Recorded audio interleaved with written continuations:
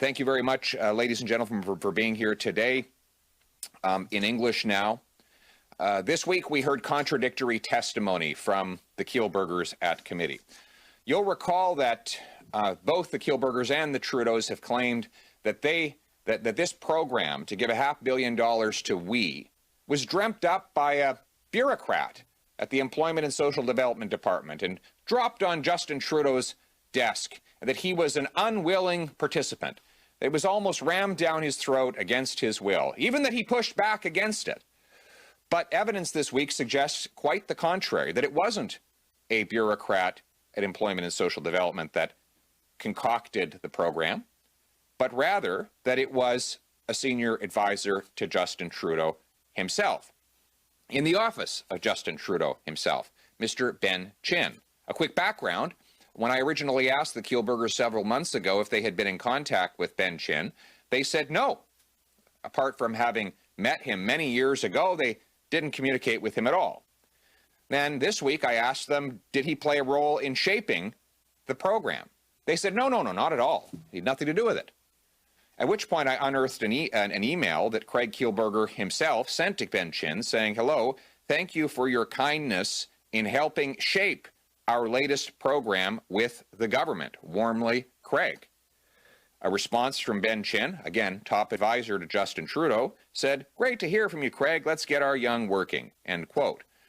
In other words, clearly, both Craig and Ben thought Ben was a critical part in shaping the program, according to their own correspondence. At which point, a question about these facts, Mr. Kielburger said, listen, that was just my staff member reaching out and asking Ben Chin to be a friend of mine on LinkedIn.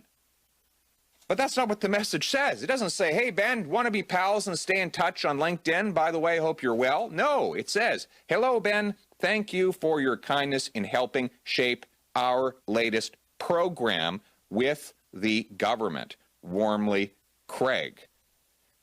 Now, he says his assistant sent this without his knowledge. How would she have known if Ben Chin was involved in, quote, shaping our latest program with the government? The story makes absolutely no sense.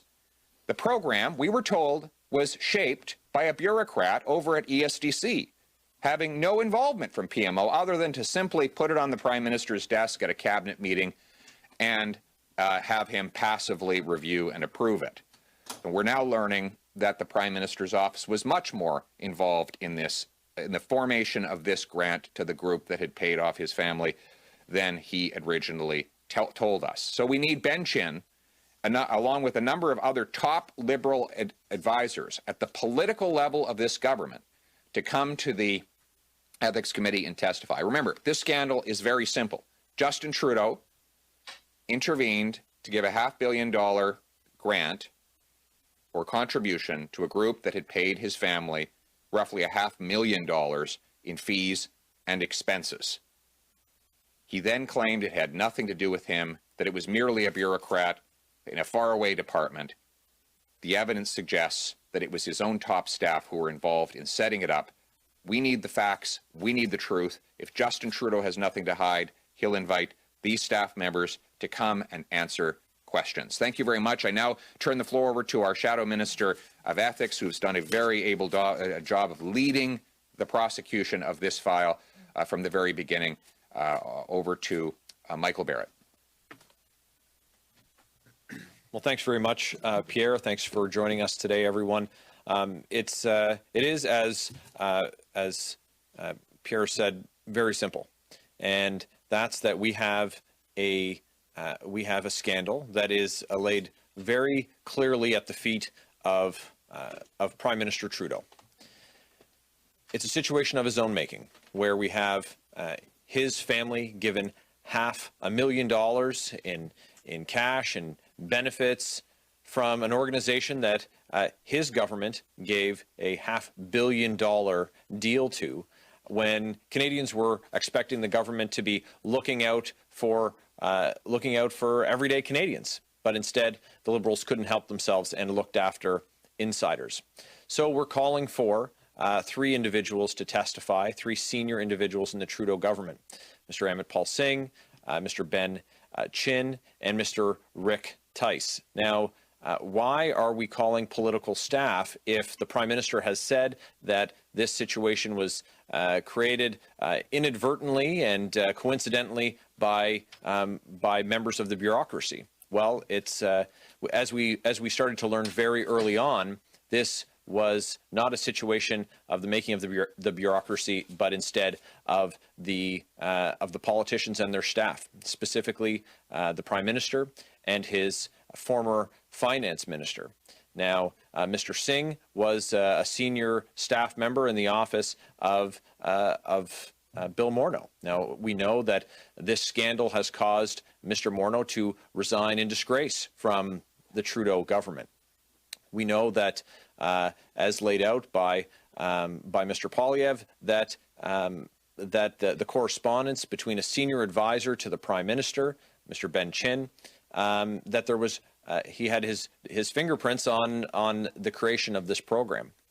And we also know that Mr. Tice is a senior advisor in PMO and also to the federal cabinet, where this was eventually signed off. Now, that presentation at cabinet, of course, included pictures of the Prime Minister's family to further underscore the connection directly between Prime Minister Trudeau and the We organization. Now, when we've looked for answers in this scandal before, we have been met with obstruction in the form of prorogation. The Prime Minister shut down Parliament and said when he did so that and preventing the release of documents, and on the same day that he released heavily blacked out documents, he said there'd be plenty of time for answers when the Commons returned following the prorogation. But when Parliament resumed, committee members, opposition members were met with endless filibusters by members of the government. At the Ethics Committee alone, it was a filibuster equal to 20 regular meetings of that committee. And when the committee finally got through the filibuster to invite key witnesses, including Mark and Craig Kielburger, it took many months of delay and distraction by those two before they finally said they would appear, before they then revoked their offer to appear and said they wouldn't appear even if under summons, but when summoned, they did testify before our committee, and we heard this revelation. Of course, with the story being different than what was told in the summer, they didn't want to appear and testify before our committee. So we're looking for, and we are calling for these three senior Trudeau government political staff to testify before our committee, because Canadians are expecting that they're going to be able to have answers in how this insider advantage was given to these friends of the Trudeau family.